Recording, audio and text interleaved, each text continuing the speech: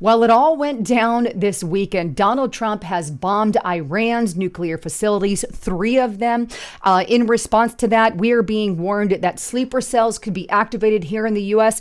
We are told that Iran wants to kill 50,000 of our soldiers. And not to mention, there are 3 cities right now on heightened attack alert. Oh, and Russia is issuing their own nuclear warning of their own. I've got a lot to share with you in today's broadcast because a lot of stuff has just went down, which, by the way, we have been talking about this and predicted some of that. But take a look at what I'm talking about here. And I'm going to start with this article on NPR.org. U.S. strikes 3 nuclear sites in Iran in major regional conflict escalation. And here's the actual sites that they attacked. I have been discussing Fordo in detail because that's an underground one. But Fordo and the other 2 here have all been attacked. Now, the good news is our B-6 bombers or B-2 bombers have arrived back home. The great B-2 pilots have just landed safely in Missouri. Thank you for a job well done. Donald J. Trump, President of the United States. Now, Donald Trump has also said that these hits were successful, at least what we're hearing from the president and Hegseth. Here's Fox News. Hegseth, military brass describes incredible and overwhelming success of U.S. strikes on Iran. This whole thing, by the way, was dubbed Operation Midnight Hammer, and they're claiming that they have obliterated the 3 Iranian nuclear facilities. Not only that, but Donald Trump has claimed success as well, and he says monumental damage was done to all nuclear sites in Iran, as shown by satellite images. Obliteration is an accurate term. The White House structure shown is deeply embedded into the rock, with even its roof well below ground level and completely shielded from flame. The biggest damage took place far below ground level bullseye. And he just published that late last night on June 22nd. So that's a quick update on what is going on and what is happening right now. Now, Donald Trump has also threatened retaliation if Iran were to respond.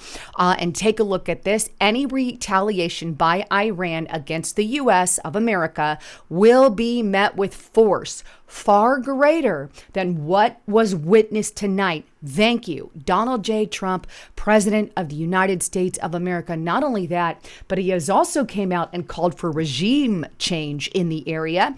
And he says it's not politically correct to use the term regime change. But if the current Iranian regime is unable to make Iran great again, why wouldn't there be a regime change? And he posted that on his Truth Social page. So lots to discuss, especially regarding Iran's response. But before I dive in, just a quick break from my sponsor. Well, have you ever wondered what happened to the legendary Chuck Norris?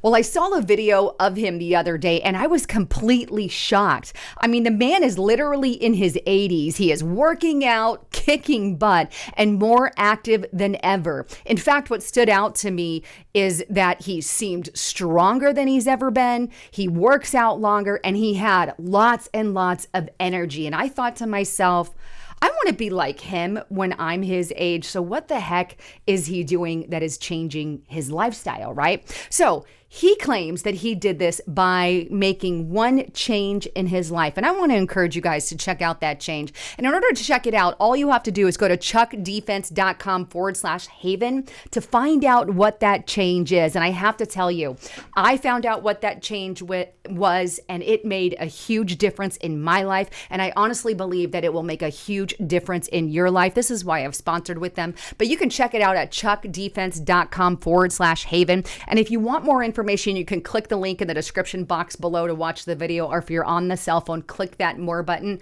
But trust me, you're going to want to check this out. Go to chuckdefense.com/haven or scan the code on the screen. All right. Back to the broadcast. So now let's dive into how Iran has threatened to respond and what you should be prepared for. Take a look at this, and this is on the dailymail.co.uk. Iran threatened Trump with sleeper cell revenge terrorist attacks inside the United States just days before he made the strikes. It says, Iran warned Donald Trump it would unleash sleeper cell terrorists to wreak havoc on our soil if he attacked, according to reports. Trump received a message from the regime just days before he ordered our U.S. military strikes on its nuclear facilities. Sources told NBC News the official message was delivered to Trump through an intermediary at the G7 summit in Canada.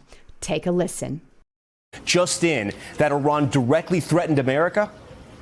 Tom, tonight NBC News has learned that message from Iran was conveyed to President Trump by an intermediary during last week's G7 summit, warning the president if he launched airstrikes against Iran's nuclear facilities, Iran could respond by unleashing terrorist attacks on the U.S. by activating sleeper cells it has inside this country, according to U.S. officials, all as we learn new details about those historic strikes. In other words, we have the real possibility of sleeper cells going off inside the U.S. In fact, because of Joe Biden's open border policies, we're even more at risk. Here is Tom Homan. Can you assess that issue particularly? How many Iranians are in the country that are in sleeper cells trying to do bad to America right now? Well, look, you and I have talked about this many times. I said the last 4 years, my biggest concern was this open border was the biggest national security vulnerability this country's ever seen. So I pulled numbers this morning just from a CBP under Joe Biden. There was 1,272 nationals of Iran released in the country between OFO and the Border Patrol. And you compare that to the Trump administration, zero, right? Zero releases. But under Joe Biden, we had over 10 million people cross that border. But my biggest concern from day one, beyond the fentanyl, beyond the sex trafficking women and children, were the 2 million known gotaways. Over 2 million people crossed that border. We don't know who they are, where they came from. So 2 million gotaways here in the United States. Of those gotaways, how many could be linked to some kind of Iranian sleeper cell? Well, that's the answer that we don't necessarily have at this moment. In other words, the chances of this of something like this happening in the U.S. is pretty dang high. In fact, a bulletin has been published about what exactly could go down, and this was published by the National Terrorism Advisory System, right, by our Department of Homeland Security, and this was published on June 22nd. So just yesterday, it says, summary of the threat to the United States. The ongoing Iran conflict is causing a heightened threat environment in the U.S. Low-level cyber attacks against our networks by pro-Iranian hacktivists are likely, and cyber actors affiliated with the Iranian government may conduct attacks against U.S. networks.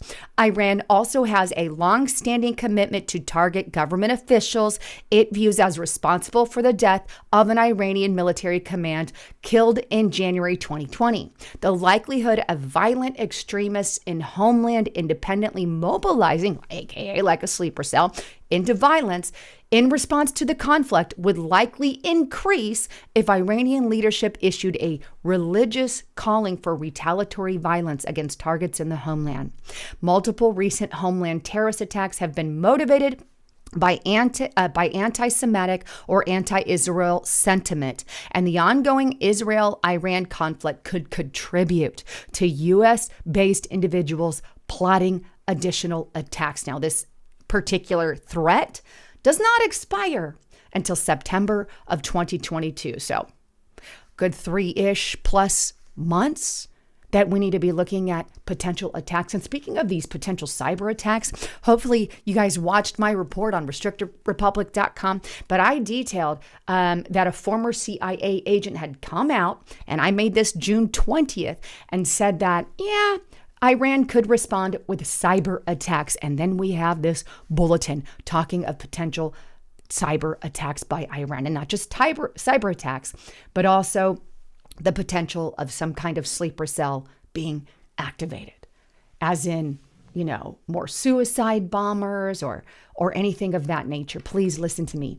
Don't go to any major events. Right now is not the time to be going to concerts or anything like that. Please take precautions. Now, there are 3 cities particularly on high alert. This is on Zero Hedge. Deploying additional resources to religious sites. Major U.S. cities on alert after the U.S. airstrikes on Iran. And these cities are New York, L.A., and Washington, who have all issued statements after the bombings. And they're basically saying we have upped our alert status and we're on heightened alert, and we're also putting out more precautions. In other words, both Donald Trump and people within these cities have said we're on the lookout for terrorist activity, and so we're going to do the best we can to keep the city safe. So that's the good news. They're doing what they can to protect the city, but these sleeper cells are a real threat. Not only that, but Iran, in response to this, has already vowed to return 50,000 U.S. soldiers to America in coffins. And this is on joe.co.uk and other articles as well. In other words, they're promising to go after our bases abroad and kill our U.S. soldiers. Obviously, if something like that happens, there are going to be retaliation things in place. Now, the foreign minister of the Islamic Republic of Iran has came out and issued a statement as well. And this is on his X page. And this is what Saeed said. He said the U.S., a permanent member of the UN Security Council, has committed a grave violation of the UN Charter, international law, and the NPT by attacking Iran's peaceful, nuclear installations. The events this morning are outrageous and will have everlasting consequences. Each and every member of the UN must be alarmed over this extremely dangerous, lawless, and criminal behavior. In accordance with the UN Charter and its provisions allowing a legitimate response in self-defense, Iran reserves all options to defend its sovereignty, interests, and its people. In other words, they're promising some kind of retaliation. And they reserve the right to picket, he says. Meanwhile, they already are threatening as well to close the Strait of Hormuz, which would be devastating on our gas, oil supply there. Iran holds world hostage, and this is on the Daily Mail. Iranian government poised to shut Strait of Hormuz, closing off 20% of global oil and gas. This could do some pretty huge damage to our country. And meanwhile, super tankers have made a U-turn, right? And you can see the U-turn that they made, but this is like in bracing for what Iran is going to do. Now, Iran, they actually, their parliament, and this is right here on this Daily Mail article, Iran's parliament has already approved the closing of Strait of Hormuz. It is waiting on Iran's Supreme National Security Council to basically make the final call on that. And I believe that is possible. I don't think that Iran is going to be divided, so to speak, at such a time as this, right? So this is something that's really going to piss off the world, especially because it affects lots of countries. It'll affect us. I think 3%, if I remember off the top of my head, comes from there. But there is going to be some pain felt at the pump, obviously, if something like that happens. Meanwhile, Medvedev, right? He is Russia's former president. He came out on his X page and basically told America that, well, there are 10 points that, could happen to America after these strikes. Let me just go straight to his X page here. I think this is going to be better. But this is Dmitry Medvedev, again, the former president there of Russia. What have the Americans accomplished with the nightmare strikes on 3 nuclear sites in Iran? And by the way, one of the warnings is that other countries will provide Iran with nukes. But here's one. Critical infrastructure of the nuclear fuel cycle appears to have been unaffected or sustained only minor damage. That's his claim. Number 2, the enrichment of the nuclear material, and now we can say it outright, the future production of nuclear weapons will continue. This is his prediction. And number 3, a number of countries are ready to directly supply Iran with their own nuclear warheads. Are you kidding me? In other words, he's saying because we bombed them, other countries are now going to give them everything they need and potentially even a nuclear warhead to nuke someone. I want to know, Mr. Dmitry Medvedev where you got that information from. Does he know something that we don't? Should we be terrified? I mean, seriously, this is terrifying to the very core that this is even something that we are having to deal with. Now, he gives up to 10 points there. Most of them, let me see if he goes 4. Let me see, we were on 3. He's got a whole list of them. He breaks it out. Let me get to 4 and 5. I'll just go ahead and show you those here. 4 and 5, here's the other predictions he make. Israel is under attack right now. Explosions are rocketing the country. People are panicking. Number 5, the U.S. is now entangled in a new conflict with prospects of a ground operation looming on the horizon. So he says there's some kind of ground operation. And then we have 6 and 7 up here. Iran's political regime has survived and in all likelihood will come out strong. The people are rallying around the country's spiritual leadership, including those who were previously indifferent or opposed to it. 8, 9, Donald Trump, once hailed as the president of peace, has now pushed our country into war, and the vast majority of countries around the world oppose the actions of the U.S. and Israel. And finally, at this rate, Trump can forget about the Nobel Peace Prize. I don't think he really cares. And even with how rigged it has become, what a way to kick things off, Mr. President. Congratulations. So there's the 10 things that he said will accomplish by this war. But one of those is absolutely terrifying. But again, what does he know that we don't? Meanwhile, there's idiots right here all around the world, no, just in America. There's idiot leftists literally protesting. And you can see them protesting the war, protesting what's going on in Iran. Here's another one here. And you could see the accounts that I got this from Hands Off Iran and all of this. It's just absolutely insane. These leftists are stupid. They go from a Ukraine flag to a Palestinian flag to a Mexico flag. Now they're holding Iranian flags. The very country, by the way, who has called for our death on numerous occasions. And if they do get a nuclear weapon, they will use it, which freaks me the hell out because in the Bible, America doesn't really exist in the latter days. So there you go. One has to ask the question, could we be nuked? Well, sure the hell hope not. I don't know why we're not really in the end of Bible prophecy. Some of you will negotiate with me on that, but that's kind of where I sit. But with all of that, get to restrictedrepublic.com. I really hope to see you there. I've got a lot more to share with you that you're not getting here. Stuff here on YouTube is free because they control the information that gets put out. Go to restrictedrepublic.com. Get the news that no one else is getting. We put some inside content on there. Use the coupon code Lisa and the number 5 to get it for $5 per month. Anyhow, I love you all. I'm Lisa Haven signing out.